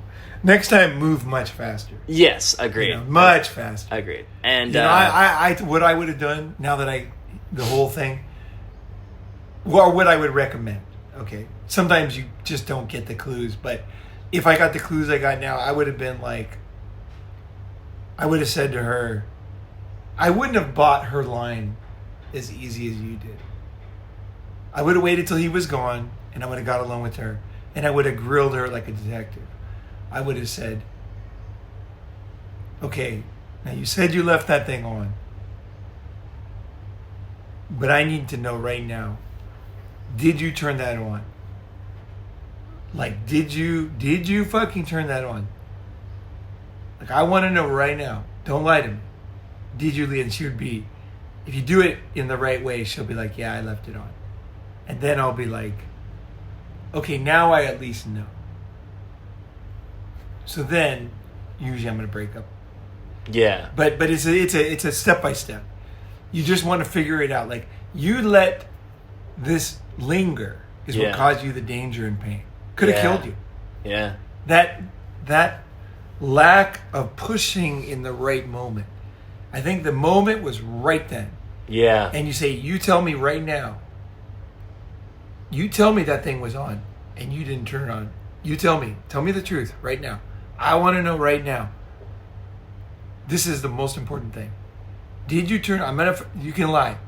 I'm gonna forgive you, but I got to know. You can't have you lying to me. And then she'll tell you, right? And then you say, "See you later," right? It's the same with kids and their parents. Yes. Like the parents are like, tell me the you took truth, the cookie. you won't get punished. Yeah. Tell me the cookie. It's like, then the you kid's motherfucker. like, yeah. And then the parents are like, they're like, it's too important. No, we can't be, you know. And you admitted it. Get her to admit it. Because that's what it was. It wasn't left on this whole now. She sent him her location. And That's the what way it was. you told me she was vulnerable, but only in the moment. You had to respond right fucking then. Right then, look in her eyes. Like, you got to tell me. I'll forgive you, but I'll never forgive you lying. And then she says, I turned it on. And then you know. Yeah. Then you can decide to break up now or go in the bathroom, think about it, come out and break up, or break out the next morning. What I might do is break up the next morning. Yeah. Go drill her one last time. And then... Well, no. I Oh, you think about it. No, it's not that. I just, that way, when she says, you know, I told you the truth, then I could say, yeah, you did tell me the truth. And I thought that I was okay with it. But I liked you too much to be okay with it. That's the problem. So if I didn't like you, I would have forgiven you. The problem is I liked you too much. And so I can't forgive you. Right? Because it's more serious. Right? Yeah. With you, I was thinking more serious. And you were. Not marriage or anything, but you were pretty stoked on this chick. So I was prioritizing her yes, over other girls. Yes. And even sometimes over, doing other things with friends. So that's what I would say to her. I'd say, I would give her a compliment on the way out. I'd say, the problem is I liked you too much. I was too serious about you. And I can never forgive that because with a girl that I'm serious about, I don't know where it's going to go, right? If a girl I'm just dating or whatever, then it's fine. I really don't care. And then she'll be like flabbergasted that you really cared. And you did. But it's her fault that it's over. Yeah. And she can accept that. But if you right away break up, then you lied. Yeah. Whereas if you wait a day, wait to see how you feel, get by yourself, but don't be afraid of just saying, get the truth. Like I told in that one video is, what was that one? I made it in Boston. It was about get her to tell you all her sexual fantasies the first time. Mm-hmm. Do you remember that video? It's been a while, but yeah. Do you remember the title? No. I wish I could share the title for guys. But anyway, that video, there's a moment when the girl will tell you the truth, and that's usually the first date. And in this time, there was a moment when she would tell you the truth, and that was when she knew she put you in danger and everything. She felt a little bad. She did, yeah. And as long as she thinks that you're going to forgive her, she'll tell you. So you got to do whatever it takes to get her to tell the truth. Yeah. Okay? You can't be too fair all the time. She fucked up. You need to know the truth. And then, with the truth, as a human, you have a right to make a decision. I always get the truth. And they always think I'm going to forgive them. But usually I don't. If I get this far to even care about any of this stuff. You know what I mean? Yeah. Because I realize, like, nah, not with this one. But at the same time, I will compliment them. And that way, they feel at the end, they feel like, wow, that was a whirlwind relationship. Like, the guy loved me. I can't really blame him. I fucked up. He did lie to me about that, but I lied to him about something bigger. And then her friend says, yeah, you shouldn't have cheated, or you should have been more careful, you shouldn't have turned on the phone. And she would be like, yeah, I know. And then the girl won't be such a stalker, because the stalker girls are bad for me. Like, I have stalkers, and it's like, you don't want the girl to be a stalker. This way, she realizes that she'll know she made the mistake because you got the truth. What most guys do, they don't know how to break up. They don't know how to investigate the girl. Mm. So what they do is they sense it and they do something that looks bad from the outside. Mm. So then the girl can blame them for everything. Yeah. And everybody will believe her, right? Whereas if you get the truth and you just say, look, I mean, she was setting me up to get stabbed or, fight with her ex. I mean, what do you want me to do? Like, she was playing love triangle game. You know? She was playing like hardcore physical love triangle. Like, it's like, I liked her and I loved her and everything, but a guy can't accept that because it's too dangerous. Like, that's no joke. Two guys, you don't know what the guy's gonna do. I really wonder if she was hoping and wanted to see me fight her ex or something like that. I think that girls or just I don't know. She thought statistically they get wet when they see guys fight over them. So I think most girls do. There's a fantasy about guys, gladiators fighting for them or something. Yeah. So I mean, the girl's probably gonna get wet over that, of course. But I think that's about enough. That's about enough. So there's always lessons to learn. And I think the main lesson was 2 lessons. One is you didn't talk fast enough. Whether it's me or some other guy that really knows women. You should have right away when you sense this. You got to have this senses. I don't know everything. I got to fucking figure this out. He might not know either, but if I explain it well enough, he might. So let me get right in right away. Don't let these things fester. In this case, you let a dangerous situation fester. Very unwise. But I think all the time. I'll always go to my really smart friends and say, what do you think about this? And sometimes just me verbalizing, I already know the answer, right? Yeah, I'm like, I know, Yeah. But in this one, there was 2 things. One is you didn't talk about it fast enough. And then the second mistake, that was one mistake, just one mistake twice. But that's bad. It's the same mistake twice. And then the second one is that when something happens Okay? When something happens and you see an opening to find out what's really going on with the girl, you gotta find out. That's it. There's no second chance. The girl's gonna be weak in the moment. Something falls out of her purse. Something drops out of the glove box. Somebody calls. She looks over a certain way. You need to be very smart about getting everything you need to get right then. There's no second chance. The girl will never be that likely to tell you because she's off balance. She didn't expect it. So what I would say something like, you did it right. I mean, I'm going to forgive you. I just need to know. I cannot have this bullshit where I don't know. You left it on, right? Okay. I'm done. Like one, dude. Like once I got that, that's gold. That's winning, dude. Is getting that truth. Yeah. Not winning is what most guys don't want to know the truth.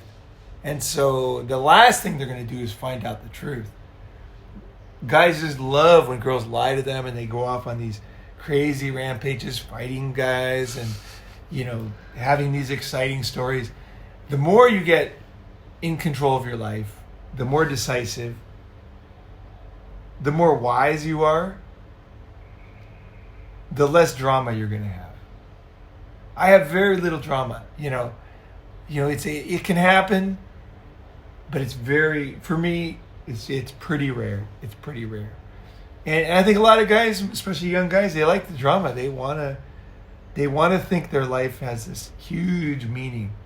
But that's if you read The Predatory Female again, it's like that's one of the lessons, that's one of the negative sides of understanding women, is that it's no longer that exciting. You're just going to understand what they do, and you'll know what to do, and you'll be like, okay, this one's done, and you'll walk away.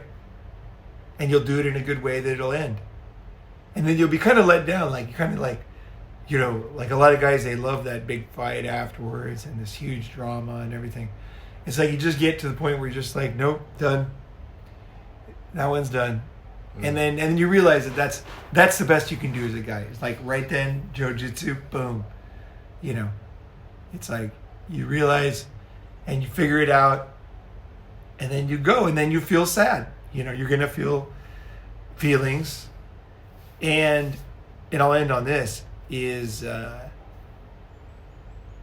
what I think some guys do that I've learned over time to not do is they do everything right, okay, eventually, which you didn't do yet, but you will.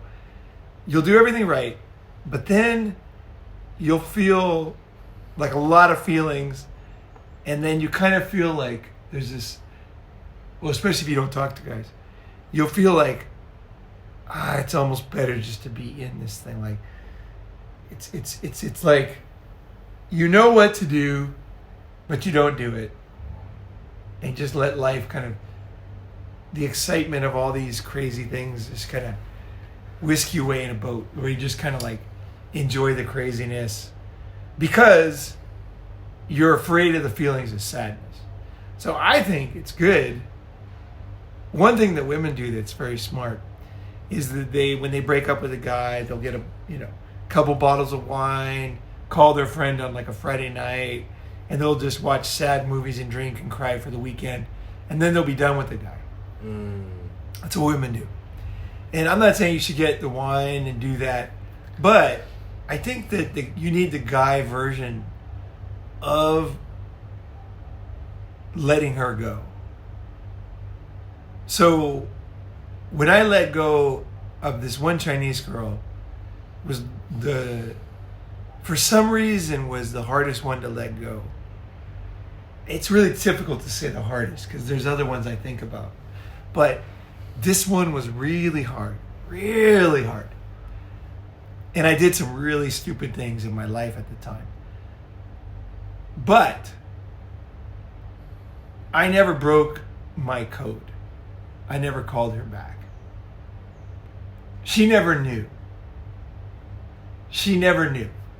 So what I'm saying is the answer is to let yourself feel feelings. Okay? You can go crazy. You can be screaming in the park. You can be crying in your blanket. You can be just losing your mind. You know. But all you're doing is letting yourself grieve the loss of this situation. Okay? So when most people see a guy crying or whatever, the guy's crying because he's weak and he's breaking down. You're not doing that. I mean, a guy could do that, but that's not what I'm talking about. It's a totally different thing. Now, this is a very calculated Machiavellian way to let go of your emotions, but in secret. So she never, ever hears about it. She never knows. And the reason is because if she knows, then she has ways in, right? But you don't want her to get in.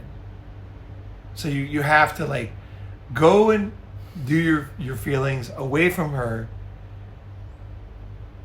And let's say you're talking to somebody and you're crying and you're, drinking a bottle of wine, and then your friend's like, oh, you should go back to her. Because most people are just going to give you terrible advice. And you can just say whatever you want. But in your mind, you know what you're doing. What you're doing is you're letting it go. You know it's over. You're letting it go.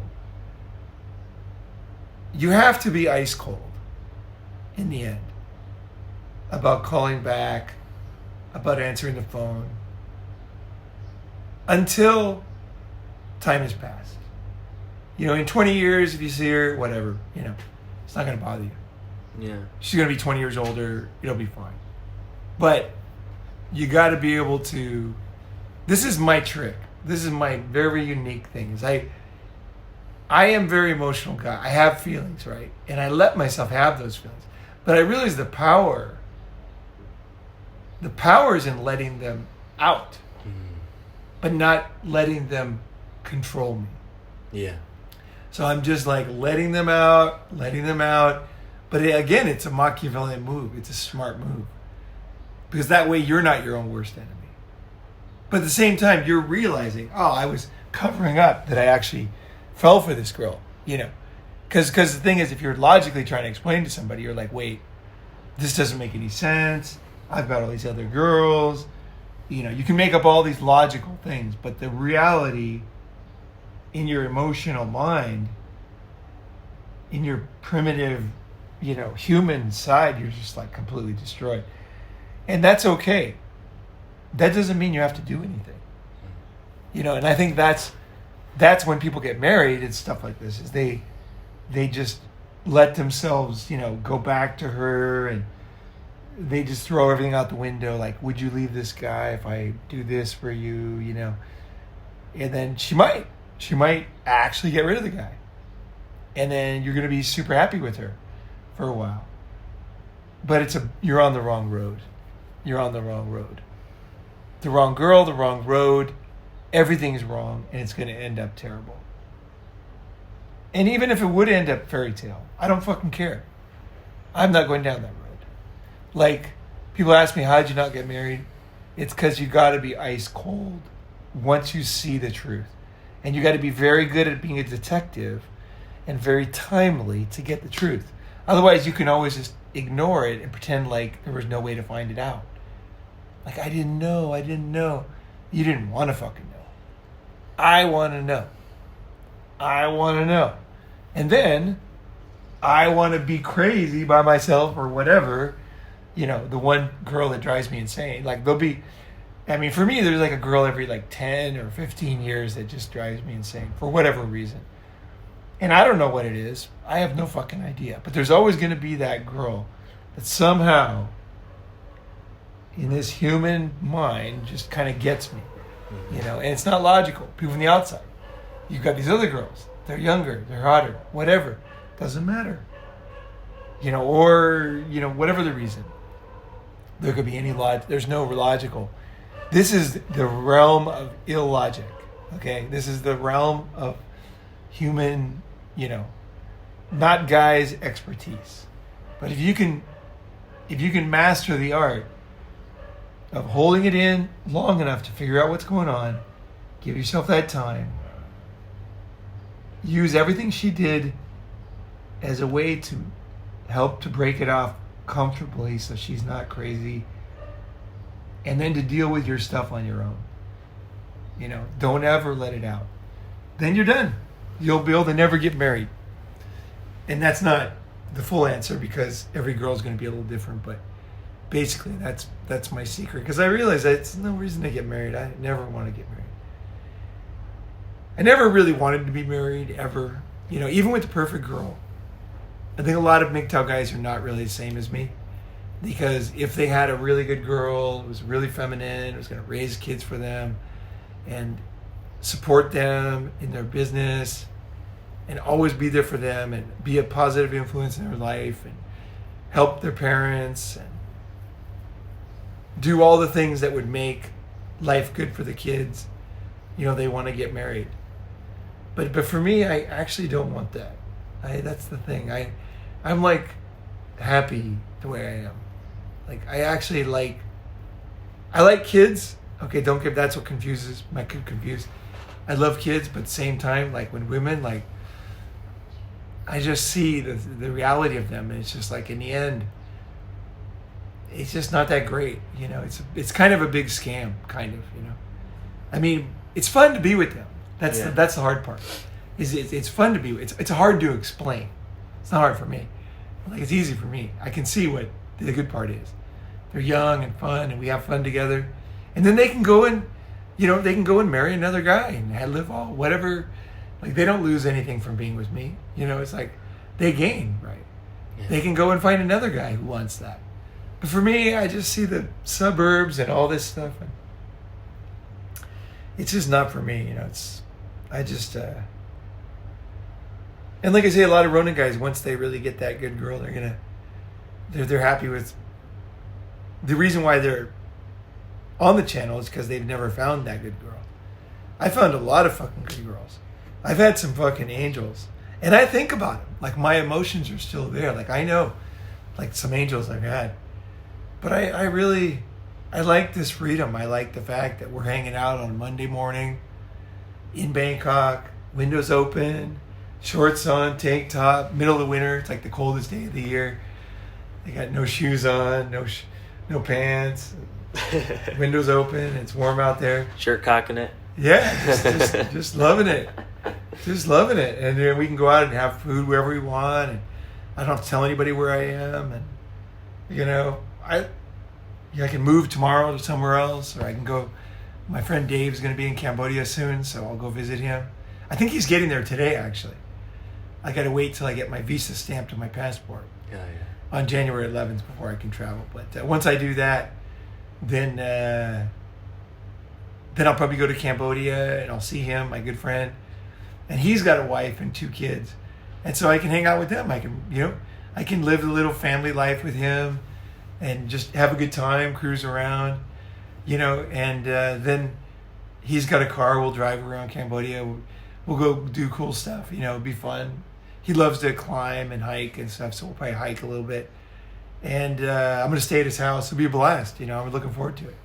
And also I know Cambodia has a lot of factories now, so a lot of factories that make cool brands are doing it in Cambodia. So the managers of those factories take stuff out of the back and open their little shop downtown, and you can buy like real stuff, like super cheap downtown. So I'm gonna go trying on some new clothes, checking out. Come home with some Gucci and shit, So I mean, who knows where I'll come home? But I'll see what's there. I know the factories are there, and I know the shops are there. So I'm gonna have fun. I'm gonna cruise around. I'll have some Cambodian food and cruise around the river, and who knows? Could meet a girl, have fun. Who knows? But because his wife likes me, so she's probably gonna set me up. I know his wife. She's cool. She's like, she'll be all fired up, and she actually likes me. Like a lot of married couples, their wife hates you. Mm-hmm. No, his wife knows me and likes me. She's like, Paul's a cool guy. And I'm like, so I'm very comfortable going hanging there, you know. Nice. So I'll go hang there, and then I might go California, probably, and we'll see. And Guadalajara, you know, we got talked to Edgar about a summit in April, early April, in Guadalajara. We still got to work out a couple details, but we're talking about it. I do want to hear if people are interested. In fact, if anybody's still on, I do want to know. I've got 3 things in mind, and I want to see what is the most interest, or if all of them. Very unlikely, but one would be a summit in February, early February, in Thailand. Is there room for a mini summit? Would people want to come? It's the best time of year. Like, it's perfect weather. It's fucking insane right now. Would people want to do that? B, a house somewhere near Southern California or Northern California in February to March 15th. If anybody has a house, we could do a summit in that time, either in Vegas or like, what would be interesting? What would be exciting? If anybody wants to, either has a house, or if you're really excited about it and you want to Airbnb or rent a room that we could use. We did that before and it worked. So we could try that again in Vegas, even in the same building. If you've got a bunch of points, you know, like mild points, and you could use those to get a house, we could do that again. That worked out really great. That was one of the best summits. That was exciting. That was a fucking blast for me and everybody. That location is on the strip is fucking awesome. Like, and we had a place that was reasonable, like 1 street off the strip. So we were on the strip, right? That worked out great. I was surprised how well that worked out. I thought it would, and it really did. Everybody, even people from, like, you know, Antoine came from Belgium, you know, like guys came from far away, and they had a great time. Because a lot of people would love to go to Vegas for cheap. And if you got a free place to stay, like and you're dealing with Ronin food, you're fucking spending less money than you are back home. So that could work. Santa Cruz could work. That same time period, February to mid-March. If we had a house in Santa Cruz, then we would, in that case, we would all go to the thrift stores and get new outfits, new clothes. We'd help each other. They got the best thrift stores in the world. And Santa Cruz rocks. Amazing town. Surf, it's the beginning of the Redwoods. I mean, it's hard to beat Santa Cruz, you guys. Santa Cruz is special. That's no joke. Santa Cruz is special. That's where the hippie movement started. It's because it's kind of the land of milk and honey, you know. So you got natural beauty like crazy there. Health food. It's fucking great. The thrift stores. Which means new outfits for nothing. And then the third one would be Guadalajara, early April. How much interest is there in that? If I get real interest, I'm going to start making groups. But you guys, don't just send a message because you heard this and you're excited. Okay? Men are not women. Women fly with their emotions. You, as a man, you have to make a decision, okay, before you tell me. Before I add you to the group chat. Like, there's too many guys acting like women, saying they're going to come and don't. Don't say anything until you're sure. Tell me when you know you can get time off work and you've already committed. You're going. I mean, since we haven't decided which one we're going to do, obviously there's a caveat there because we have to have more than one guy. But I mean, I want you where you're like, yes, I'm ready to go if it's happening. I want to be the first one in the group chat. Put me in, I'm coming. And then I'll be honest with you too. I'll say, we're not decided yet. And then I'll talk to you. When do you need to give time off? You know, we can work things out. It's okay. But I don't want, like in the past, we had too many guys just adding me on Telegram thinking this is an opportunity just to chat and not do fuck all and make a vague promise for a future summit. No, none of this bullshit. Don't be like a woman. Be serious. These things are serious. These summits are awesome. So if you're going to come, right? And if you're not, then put a comment in the video. Hey, I'd love to come. I wish I could come. No fucking Telegram for slouchers, right? Telegram is for guys that are coming, right? So I'll read comments. So, like I'm not saying I read all the comments. So I'll read the comments. But when you're ready to go, make a commitment, okay? And you'll be stoked you did. Because it's a lot of times it's your own fear that keeps you from doing shit. Like, oh, what's going to happen? Oh my God, Las Vegas. All right. That's been a long one. And I hope there's been some good lessons in there. Thanks for listening, guys.